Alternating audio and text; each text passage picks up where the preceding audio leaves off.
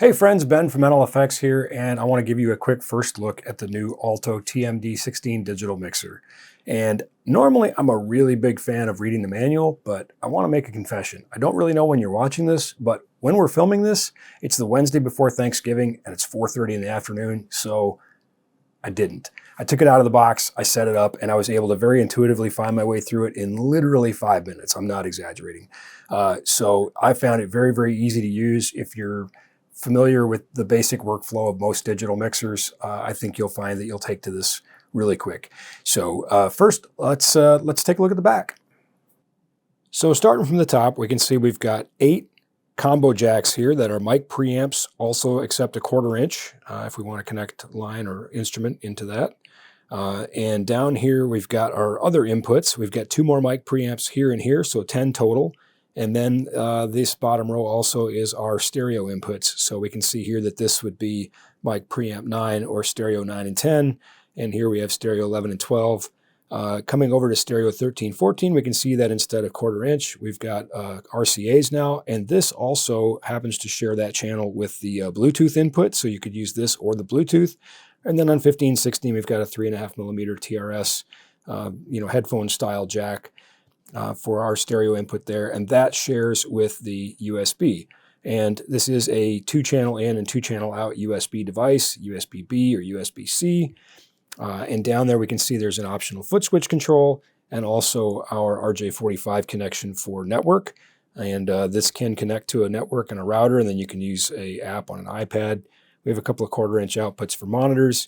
And I like that all of the other outputs are XLR. Big fan of that. So we can see that we've got our aux 1, 2, 3 outputs here, and then we have an XLR output as well for effects. We could kind of use that, I suppose, as like another aux if we need to. And then we can see here we've got 4 subgroups as well, and we have XLRs for those, and they are paired up as stereo, so 1, 2, 3, 4. And then we've got XLRs for our main out also. Standard IEC power connection and a switch. All right, so let's take a look at the work surface here. And probably my only knock against this in the time that I've spent with it is I think it's a little bit big for what it does. And don't get me wrong, it's small, it's really compact, and I think it's a great option, incredibly priced. But I felt like it could just be a little bit smaller for what's built into it. Starting at the top, we could see, this is one thing I love, by the way, just a basic meter bridge. I can see all my inputs and all my outputs in one screen. At times, the meters seem to function differently as after fader and pre-fader, and that's probably just something I haven't found in the manual, or maybe it's a glitch, and they'll certainly fix that with firmware, but I wish it would show me pre-fader, or I wish it was a little bit more intuitive to find that. But other than that, really, really nice to be able to see that. And here we can see our channel layout. There's 1 through 6, and then 7 through 15 and 16, which are stereo pairs on 9, 10, 11, 12, 13, 14, 15. Anyway. And then here we can see our outputs, my FX bus, my 3 auxes, my stereo subgroups, and then my main bus. We have some basic function buttons down here, and cleverly enough, the gear icon takes us to the settings, which is kind of nice. We can see here in this screen there are some presets we can store in there. You can save user presets and recall those for different functions if you're mixing a band or whatever. If we go over here to the system button, we can see now we're on the very first version of the firmware. This is a brand new release, 1.0. There is a password. There's our IP address, subnet mask. And the things that we would need to know for getting it, online. Moving on kind of here, we'll just kind of make our way around. We've got a tap tempo button. Big fan. Love that. So nice that, if you're going to do things like a tap delay, and we'll get into effects later, that's right on the surface. Phone jack, monitor, solo clear, USB jack up here. You could probably put in a little USB light also. And then every channel, we've got 6 channels laid out here, has a select button, a solo button, and a mute button.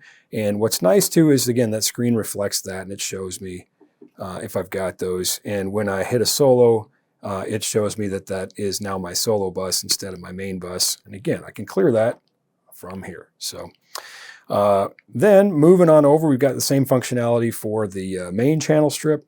And moving down, we've got these touch-sensitive faders. They're not really faders because it's just sort of a touchpad. And I honestly thought I was going to hate this. I really don't. I don't mind it at all. I actually I think I like it. And of course, it's no moving parts. It's not going to fail. You don't have to worry about things like fader recall because it's just an LED that follows and shows me where my fader position is. And when I change layers, I've got the next LED that I can see. So I know where my faders are. That's also reflected up here. We can see that changing from infinity, and reflecting that.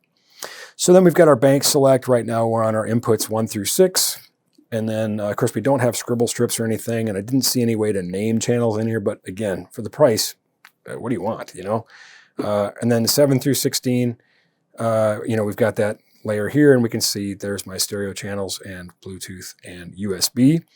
And then our output select brings us over to this bank. We got our effects, 3 auxes, and our subgroups. Real quick, we're going to start with the mic pre's and just kind of do a really quick walkthrough on this. So we'll select that bank, and then we'll come over here to the select button, and we can see my screen changes. And I was goofing around a little bit. You can see I've set the compressor here. These buttons push in, which allows us to change, the ratio or threshold, or what we're doing with a limiter with that compressor. And then I can adjust the value simply by turning the knob here. Gain right here, my preamp gain.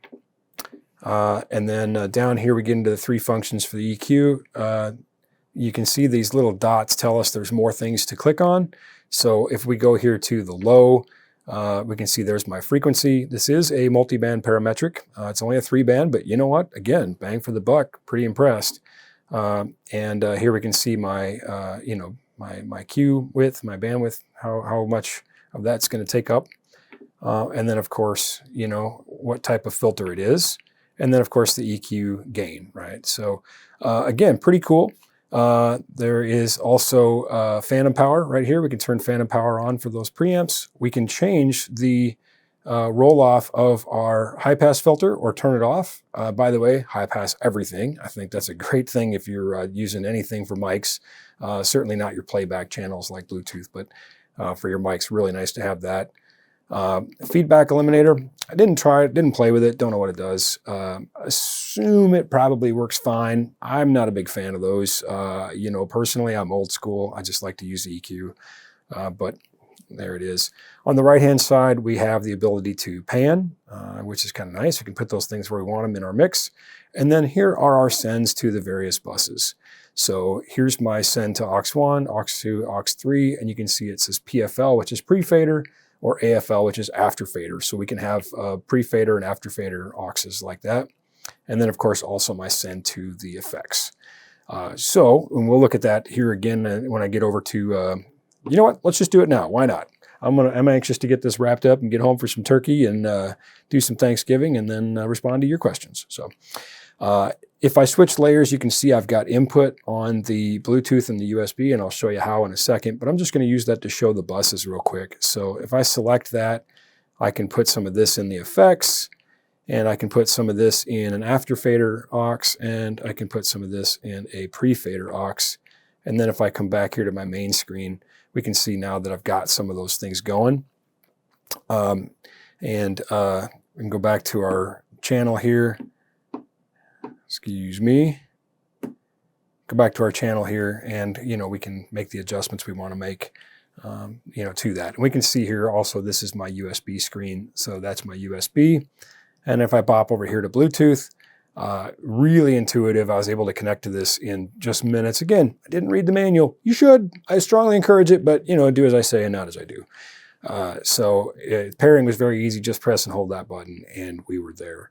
And then our bus assign here. So I can unassign this from the main bus. That could be really nice if you're doing like a mixed minus. This might be really nice for doing like a live stream or a Zoom meeting or something where you don't want to send a loop back to the far side. So we can choose, I don't want that going to the main bus, or I do. I want it going to these subgroups or not. And of course, if I didn't have it going to my main bus, I could still send it out a pre-fader aux and have that mix independent. And that really is the very quick overview of the board. One last thing to look at, of course, is effects, but we're really up and running at this point. Now we're getting into just the shiny stuff. And the way we do that is we select our output layer, go to our effects, press select, and you can see, look at that. We got this pretty cool little library pops up, and we can choose, what effect we want to go with. We can select from a couple different options here. We have the ability to send those to buses as well. We have some functionality over here. We can change what effect we're on.